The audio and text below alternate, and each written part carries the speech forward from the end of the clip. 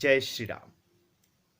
भगवान श्री राम को 14 वर्ष का वनवास हुआ तो उनकी पत्नी मां सीता ने भी सहर्ष वनवास स्वीकार कर लिया। परंतु बचपन से ही बड़े भाई की सेवा में रहने वाले लक्ष्मण जी कैसे राम जी से दूर हो जाते। माता सुमित्रा से तो उन्होंने आज्ञा ले ली थी वन जाने की, परंतु जब पत्नी उर्मिला के कक्ष की ओर बढ़ रहे थे तो सोच रहे थे कि मां ने तो आज्ञा दे दी, परंतु उर्मिला को कैसे समझाऊंगा, क्या कहूंगा।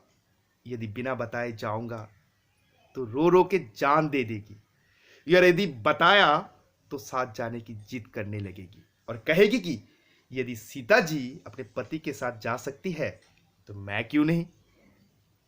यही सोच विचार करके लक्ष्मण जी जैसे ही अपने कक्ष में पहुंचे तो देखा कि उर्मिला जी आरती का थाल लेके खड़ी थी और बोली, आप मेरी चिंता छोड़ो प्रभु की सेवा में वन को जाओ, मैं आपको नहीं रोकूंगी।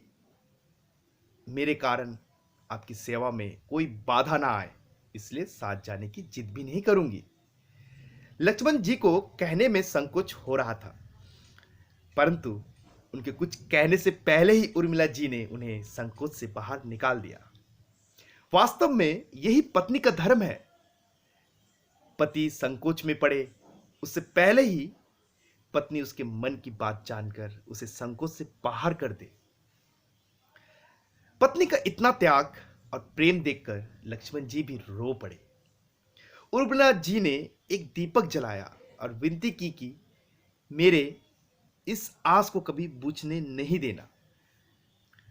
लक्ष्मण जी तो चले गए, परंतु 14 वर्ष तक उर्मिला जी ने एक तपस्विनी की भांति कठोर तप किया।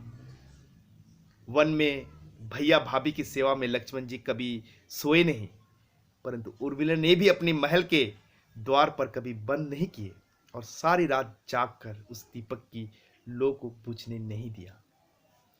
मेघनाथ से युद्ध करते हुए जब लक्ष्मण को शक्ति लग जाती है और हनुमान जी उनके लिए संजीवनी का पहाड़ लेकर लौट रहे होते हैं तो बीच में अयोध्या में भारत जी उनके राक्षस समझकर बाण मारते हैं और हनुमान जी गिर जाते हैं। तब हनुमान जी सारा वृत्तांत सुनाते हैं कि सीता जी को रावण ले गया, लक्ष्मण जी मूर्छित है। यह सुनते ही कौशल्य जी कहती है कि राम को कहना कि लक्ष्मण के बिना अयोध्या में पैर भी मत रखना, राम वन में ही रहे। माता सुमित्रा कहती है कि राम से कहना कि कोई बात नहीं, अभी शत्रुघ्न है, मैं उसे भेज दूंगी, मेरे दोनों पुत्र राम सेवा के लिए ही तो जन्मे हैं। माताओं का प्रेम देखकर हनुमान जी की आंखों से अश्रुधारा बह रही थी, परंतु जब उन्होंने उर्मिला जी को देखा तो सोचने लगी कि ये क्यों एकदम शांत और प्रसन्न खड़ी है, क्या इन्हें अपने पति के प्राणों की कोई चिंता नहीं। हनुमान जी पूछते हैं, देवी आपकी प्रसन्नता का कारण क्या है, आपके पति के प्राण संकट में है, सूर्य उदय होते ही सूर्य कुल का दीपक बुझ जाएगा। उर्मिला जी का उत्तर सुनकर तीनों लोगों का कोई भी प्राणी उनकी वंदना किए बिना नहीं रह पाएगा। वह बोले, मेरा दीपक संकट में नहीं है, वो बुझ ही नहीं सकता।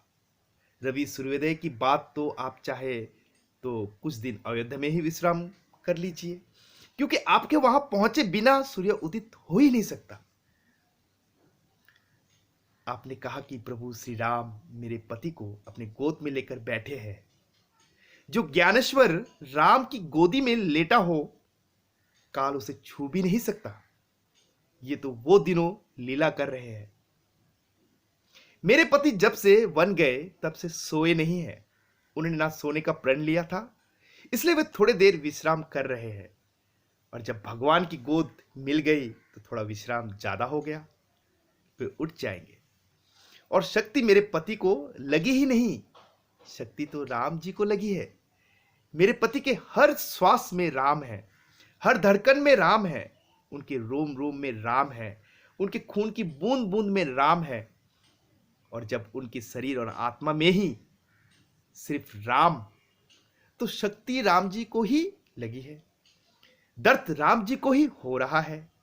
इसलिए हनुमान जी अपने निश्चिंत होके जाए, सूर्य उदित नहीं होगा।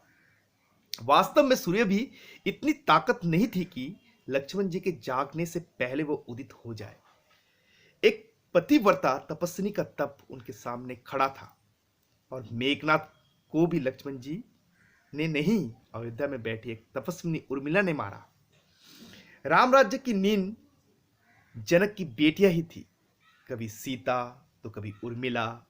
भगवान राम ने तो केवल राम राज्य का कलश स्थापित किया, परंतु वास्तव में राम राज्य इन सब के प्रेम, त्याग और समर्पण, बलिदान से ही आया है। तो बोलिए जय श्री राम, हर हर महादेव।